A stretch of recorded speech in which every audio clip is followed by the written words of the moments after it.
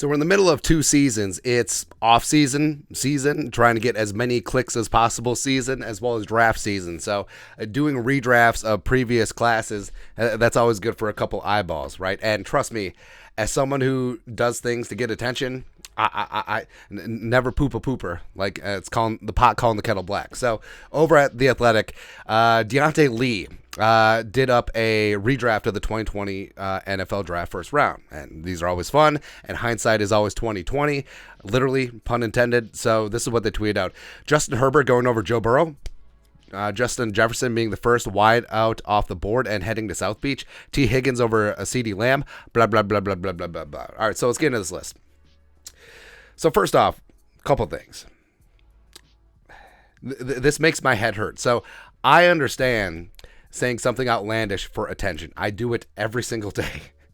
Not even just on this channel, but just like in life. Ask my friends, ask the wife. But yeah, this is just egregious. It really is egregious. Well, first off, let's look at some of the notable players from the 2020 draft. So this is basically the list of Pro Bowlers. So Burrow, Chase Young, who's had health issues, Andrew Thomas, Tua also has had health issues, Herbert made his plays for the first time, gold star little fella, Tristan Wirfs, stud, CeeDee Lamb, stud, Jalen Reagor, stud, Justin friggin' Jefferson, Ross Blacklock, stud. Yeah, you forgot he was in this class. Jonathan Taylor Thomas, Winfield, Trevon Diggs, Jalen Hurts, etc. So getting back to this redraft. So Herbert at 1. I don't understand it. I really don't. Where, again, redrafts have the benefit of all the hindsight. So everything that's happened in the first 3 years of these players' careers, I mean, that factors in. And in what world would you say that Herbert is more accomplished than Joe Burrow? I don't get it. I mean, Joe Burrow has taken his team to a Super Bowl. He's taken his team to an AFC title game. And there's 0% chance that the decision makers in Cincinnati would go Herbert over Burrow right now. I'm sorry. Like, it is not happening, right? Washington, obviously, I mean, if Herbert is off the board and Joe Burrow is there chilling, obviously he's in. And see, it's always difficult with these redrafts because do you focus on what the team's needs were then or what the team's needs are now, etc. And, I mean, you could say Tristan Wirfs. Sure, I mean, Tristan Wirfs is a solid right tackle, but they have Penei Sewell. Right, so, but are you going back and redrafting at the time? But it doesn't make sense. So first off, Justin Jefferson needs to be the first non-quarterback off the board. So I am cognizant and aware and give respect to the value of the quarterback position. So I understand if quarterbacks go before JJ. But the fact that Wirfs, who's a stud, don't get me wrong, but he's a right tackle, and Andrew Thomas, who had a very good season this year after being Garbaggio the first 2 years, congratulations on your one-year wonder, how are they ahead of Jefferson? Now, Thomas, I get to a degree. Left tackle, prime position. But, I mean, Wirfs is a stud, but do you really build around your right tackle? No, you don't. So Jefferson should at least be 3 given this list. Also, where's Jalen Hurts?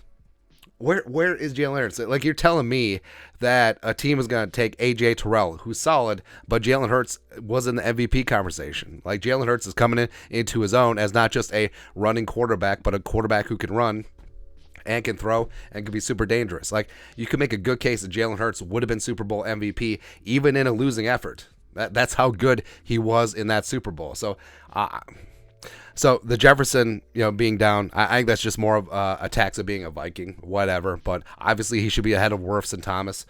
I think JJ should be ahead of Justin Herbert. But, I mean, Justin Herbert, I respect his game, but I understand the logic some people are coming from saying that he's like a social media quarterback. Like, he's been to the playoffs once and blew a 27-point lead, whatever. And so the fact that Hurts isn't even on this list, like, I would be fine if Burrow and Hurts are in front of Jefferson. That's really about it.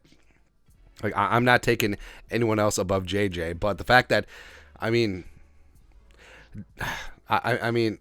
well, first I thought it was like maybe he only looked at first round picks, but that's not true because the Vikings in the redraft, spoiler alert, they get Michael Onwenu, the offensive lineman out of Michigan, who's succeeding and doing very well with the Patriots, which I would be okay with, but he was like a fifth round pick. So I don't know, but like I said, saying outlandish things, outrageous things to get clicks and attention, it worked.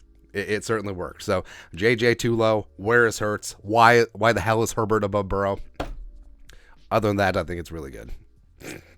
Anyways, your thoughts and our thoughts. Take a look at the Athletics redrafting the 2020 draft. It's a sham. It is a farce. It is ridiculous. Anyways, let us know your thoughts and our thoughts in the comment section below. Subscribe for daily Vikings takes. Want to support the work? Put a little something in the Venmo. But to next time, Skol, production value.